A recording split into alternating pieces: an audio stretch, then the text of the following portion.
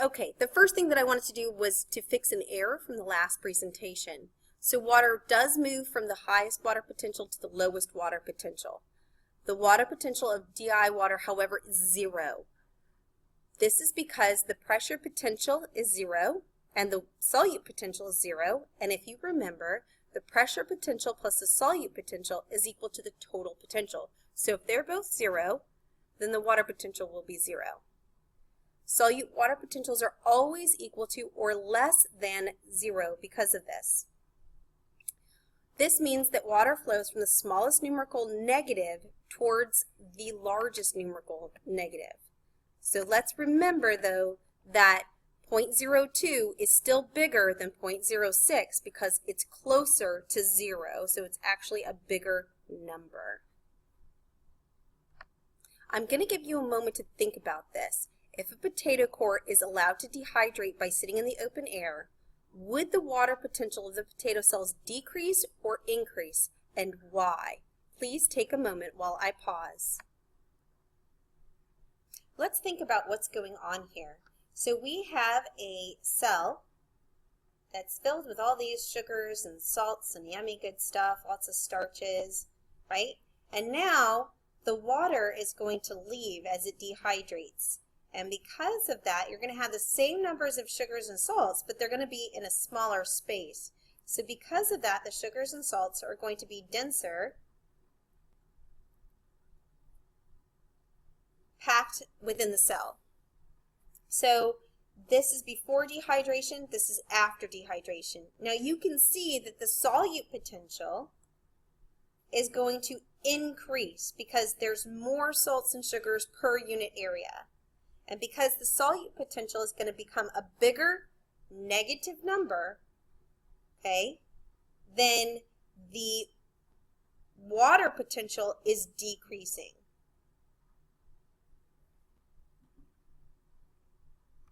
The next question states, if a plant cell has a lower water potential than its surrounding environment, and if pressure is equal to 0, is the cell hypertonic in terms of solute concentration or hypotonic to its environment? Will the cell gain water or lose water? Explain your response. So remember that hyper means a lot. Tonic is referring to the salts and the sugars. Hypo means less. Tonic is salts and sugars. So think about it. Is the cell hyper or hypotonic to its environment? Please take a moment, pause this, and then answer the question. So, if the plant has a lower water potential than its surrounding environment, then that means that it has a higher solute potential. And if it has a lower water potential, we know that water potential moves from high to low. Because the water moves towards the dots, we know that it has a higher concentration inside the cell of salts and sugars, which means that the cell would be hypertonic to its solution. Therefore, the water will move towards the cell and it will gain water and mass. In this question, it has a situation where you have a 0.4% sucrose solution, which is -4 solute potential. In the dialysis bag, it has 0.1% sucrose solution, which is a -1 solute potential. Notice that the pressure potential inside the dialysis tubing is 0, so we're not going to think about the pressure potential at all. So in this figure, what is the greatest water potential? Is it in the beaker or the dialysis bag? I'm going to give you a moment to think about it. Please pause. Okay, so which is the bigger negative number, -4 or -1? The bigger negative number is the -4, which means that it is further away from 0, which means that it has a higher solute potential and a lower water potential. So, which has the greatest water potential? That will be in the dialysis bag. Because there's less salts and sugars in there, it has more potential for the water to move out of the dialysis bag into other environments. So, the water will move out of the dialysis bag and into the beaker, which has a higher concentration of solutes. I don't know where those little ferrets are going to move to, but my guess is they will also move out of the beaker. Okay, so I would like you guys to make sure that you know the two major formulas and where you'll find them on the AP exam. These questions are sometimes found on the AP exam, and I just want you to be aware. If you take a look at the top right-hand corner of your formula sheet, you will find the water potential formula parameters. So we're going to go over exactly how to apply those parameters and how to do a couple of sample problems. Mr. Hoy has a sample worksheet for us to do together, so let's go ahead and break that baby out. Please also get out your copy of your formulas. If you don't have it, I suggest you find it, or I can get you another copy at a later date. However, you should be practicing using your formula sheet as much as possible. At the top of the worksheet, I would write down the two most important formulas for you to know. The first is psi, which is the total water potential, is equal to the pressure potential plus the solute potential. Pressure potential is the amount of pressure that's building up in the cell. So for instance, if you were trying to shove a whole bunch of water into a water balloon, you know that it gets harder and harder to put more water into the water balloon as it gets closer and closer to its fullest extension. And then eventually it'll burst if you keep pushing, right? So the pressure potential refers to the amount of pressure that's building up inside the cell as the water moves in. The solute potential is how much salt and sugar is inside the cell. So how do we calculate solute potential? Solute potential is calculated by this equation, which is equal to negative I CRT. Now, a couple of things. I know that you've already discussed the ionization constant with Mr. Anderson, but let's just remember something easy that you need to know, and you can write this down, is that sugar equals 1 and salt equals 2. That is not always the case, but any equation that they're going to give you in the AP exam, you're going to have sugar is equal to 1 and salt is equal to 2. So if you memorize that, you'll always know what your ionization constant is. The C refers to the molar concentration, and we'll have some exercises where we learn how to calculate the molar concentration. R is a standard value, and T is temperature, but you have to remember that the temperature is in Kelvin. So you always have to take the degrees Celsius and add to it 273 degrees to turn it into Kelvin. Okay, so let's take a look at this question. An open osmometer containing 0.5 molar glucose solution was placed in a beaker containing 0.8 molar glucose solution. If the temperature in the room is 21 degrees Celsius, calculate the osmotic potential and water potential for each solution in the space below. Don't be concerned about the word osmotic potential. All osmotic potential refers to is the solute potential. So don't worry about that. It means the same thing.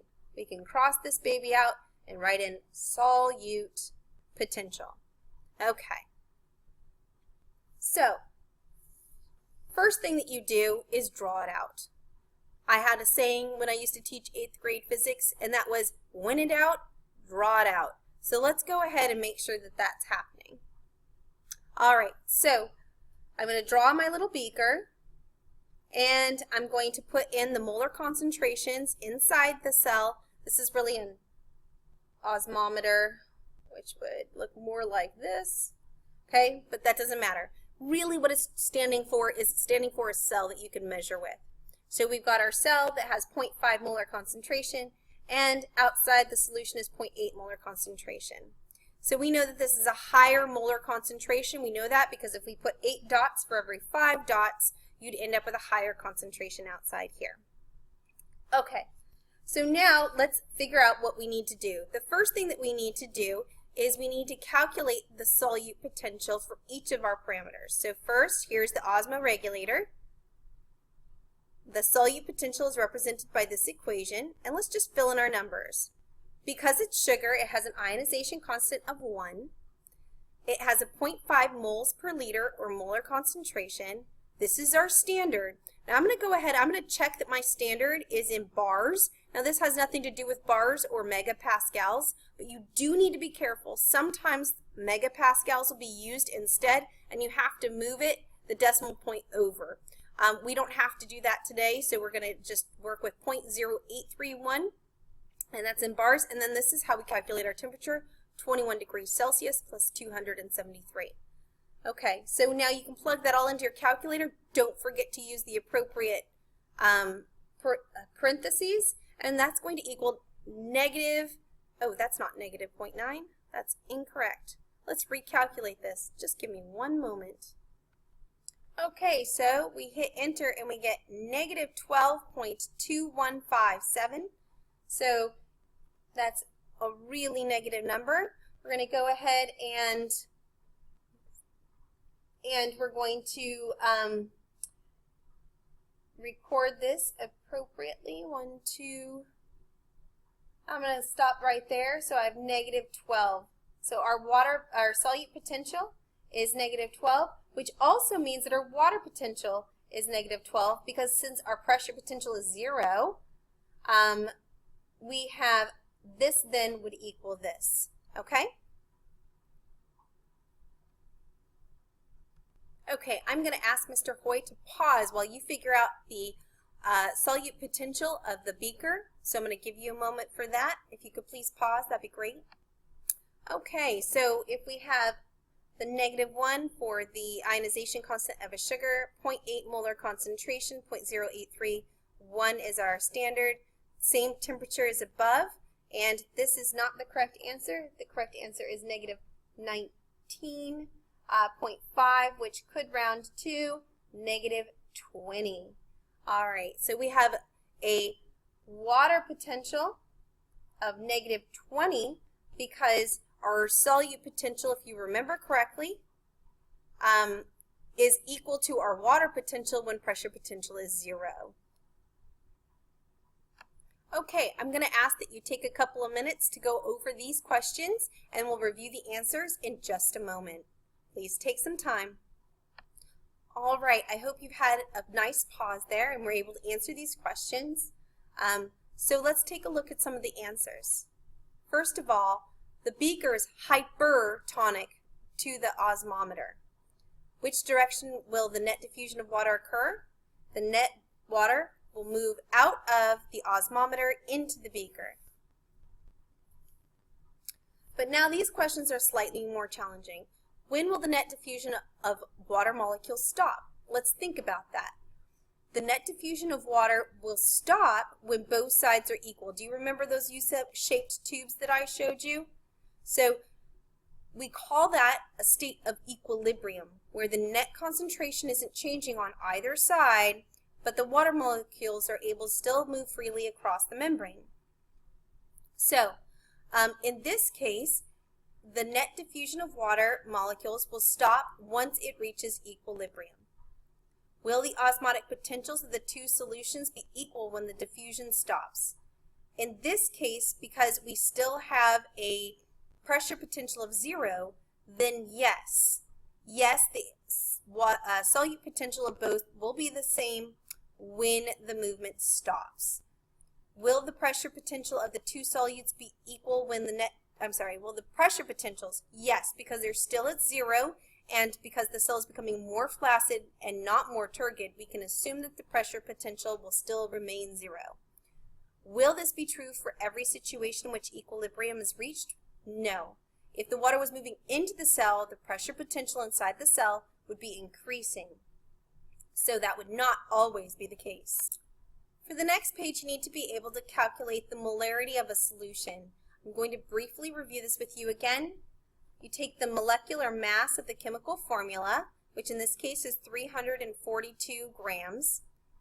And in this case, they say you have 77.2 grams per liter, which means that if I have 1 mole of this chemical is 342 grams, then I have 77.2 moles per 342 liters. So that's a 0.23 moles per liter, or 0.23 molar solution. I included a worksheet on the very back to help you out with this if you need additional help. This allows us to plug into our solute potential equation. We have -1 because it's sugar. Concentration is 0.23 moles solution. Here's our standard, and here's our temperature. I'm going to go ahead and ask that you finish this worksheet in class. Mr. Hoy is there to help you out, and I wish you the best of days. I'm so sorry that I couldn't be there today, but I hope that this has been helpful, and have an awesome, awesome Tuesday.